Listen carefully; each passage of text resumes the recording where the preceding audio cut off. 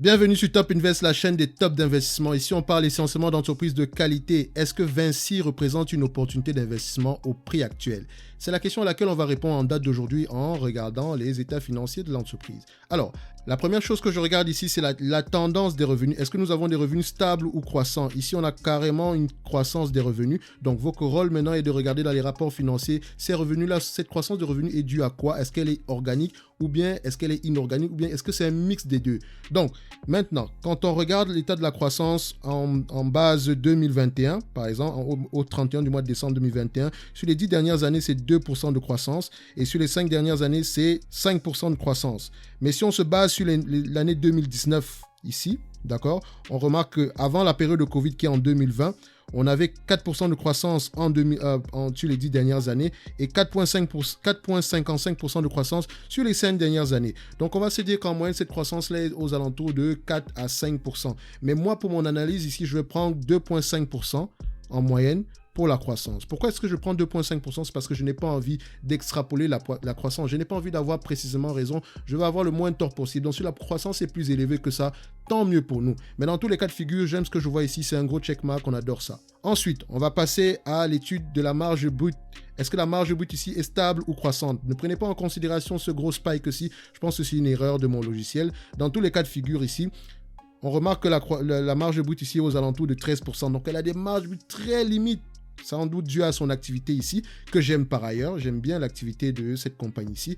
Donc, elle a des marges brutes de 13%. Donc, dans ce genre de business-là, l'efficience est très importante. Donc, au niveau de la stabilité des marges brutes, j'aime bien ce que je vois ici. On remarque qu'en 2020, ce n'était pas exceptionnel, c'est tout à fait normal. Et en 2021, on n'a pas encore retrouvé nos niveaux de 2019. Donc, la question que vous devez vous poser, est-ce que le véritable niveau est à 13% ou à 16%? Mais dans tout ce que je regarde ici, je pense que le 13% c'est plus probable. Donc j'aime bien ce que je vois ici, c'est un checkmark, on a une stabilité des revenus. Ensuite, on va regarder la marge EBITDA. Est-ce qu'on a une stabilité des marges EBITDA? Alors, qu'est-ce que j'observe ici? C'est qu'au niveau, en 2021, on a des marges d'EBITDA de 13,9%, alors que la moyenne est de 16%. Maintenant, est-ce que le 13% ici, c'est lié à la période actuelle ou bien ceci n'est que temporaire? Moi, ce que je vois, je pense que c'est plutôt temporaire. Donc, la marge EBITDA qu'on a présentement ici ne reflète pas la réalité de l'entreprise. Donc, ce qui veut dire déjà que pour un investisseur, vous savez que vous allez devoir normaliser. Normaliser, ça veut juste dire que si on prend en considération que la période actuelle est exceptionnelle, quelle est la moyenne des EBITDA ici en prenant pour revenu 50 milliards comme présentement? Donc, on va devoir estimer l'EBITDA ici moyen. Donc, moi, j'aime ce que je vois ici aujourd'hui, d'accord? Donc, si je prends en considération la période actuelle, voilà, on va dire que c'est tout à fait correct. Donc, c'est un checkmark. Au niveau de la dette nette sur EBITDA, sachant que l'EBITDA présentement ici est sans doute temporaire et que ça ne reflète pas la véritable rentabilité de l'entreprise, on va se dire que le ratio qu'on aura ici également ne reflète pas le véritable ratio de l'entreprise. Donc, il va falloir également normaliser le ratio. Mais dans tous les cas de figure, vous devez d'abord lire les rapports financiers pour avoir la réponse, la véritable réponse ici. Donc, dans tous les cas de figure, enfin, en général, j'aime bien ce que je vois ici parce qu'on cherche un ratio inférieur à 5. Qu'est-ce qu'on a ici? On a 2,9 alors que les EBITDA sont moins élevés que d'habitude. Donc, j'aime bien ce que je vois ici. C'est un checkmark. Donc, si on normalise les EBITDA et que ça revienne à 16% des revenus, le ratio ici sera encore plus bas que ça. Donc, c'est déjà un bon point. Donc, j'aime bien ce que je vois ici. Maintenant, on va passer à l'évaluation. Sachant que l'EBITDA ici ne reflète pas la réalité, je pense que le ratio ici ne sera pas juste. D'accord, le ratio actuel. Mais la moyenne ici de 8,86%, enfin pas 8,4, la moyenne ici de 8,86 fois les EBITDA pour la valeur d'entreprise.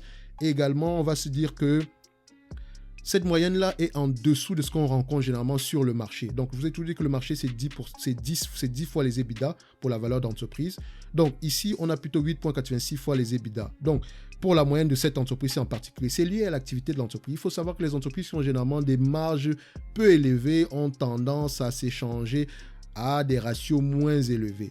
Or, ça ne veut pas dire que l'entreprise n'est pas de qualité. Il faut faire attention. Moi, j'aime bien Vinci. Quand je lis la description de l'entreprise et ce qu'ils font généralement, je pense que ils sont sur un bon traîneau. C'est une bonne entreprise. C'est une entreprise de qualité. Donc, je pense qu'également qu'elle a été sous-évaluée pendant très longtemps. Si on prend ici base 10 comme la moyenne, vous voyez que toute cette période-ci, elle s'est échangée en dessous de sa moyenne. Donc, actuellement, Sachant que les l'EBITDA ne reflètent pas la véritable rentabilité de l'entreprise actuellement, on ne va pas prendre ça en considération. Je vais vous montrer comment est-ce qu'on va l'évaluer. On va devoir normaliser. Alors, qu'est-ce qu'on fait? Si je normalise ici, ça veut dire que je prends 50 milliards en termes de revenus, multiplié par 16%, donc 0,16, qui est la rentabilité de l'EBITDA ici. Ça représente ici 8 milliards de revenus d'EBITDA en moyenne. Maintenant, j'ai pris comme multiple de l'EBITDA ici 8, 9 et 10. Rappelez-vous, ici, la moyenne est de 8,86, donc on est entre 8 et 9. Donc, voilà. Ma marge supérieure, c'est 10, ma marge inférieure, c'est 8 et la moyenne, c'est 9.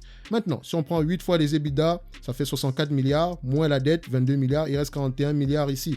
Si on enlève si on divise par le nombre d'actions, ça nous donne ici 73 € l'action. OK, donc l'entreprise est surévaluée. Maintenant, si on prend 9 fois les EBITDA, ça fait que l'entreprise ici est à 88 € l'action. Si on prend 10 fois les EBITDA, c'est 102 € l'action. Je penche plus pour cette partie-ci, à 102 € l'action. D'accord? Dans tous les cas de figure, la valeur est à ce niveau-ci.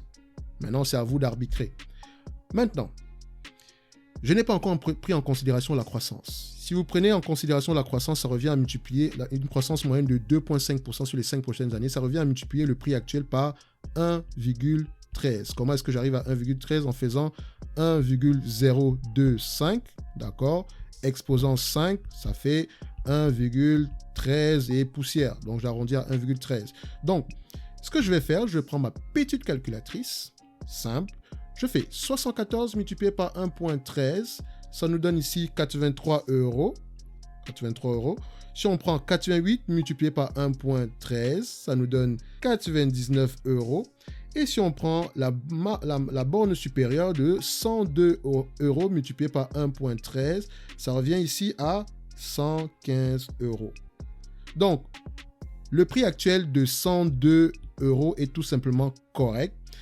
Et il faut également remarquer que l'entreprise a tendance à être sous-évaluée. Juste parce que si je prends en considération cette dette-ci, je me rends compte que c'est une entreprise qui génère à peu près 5 milliards en free cash flow.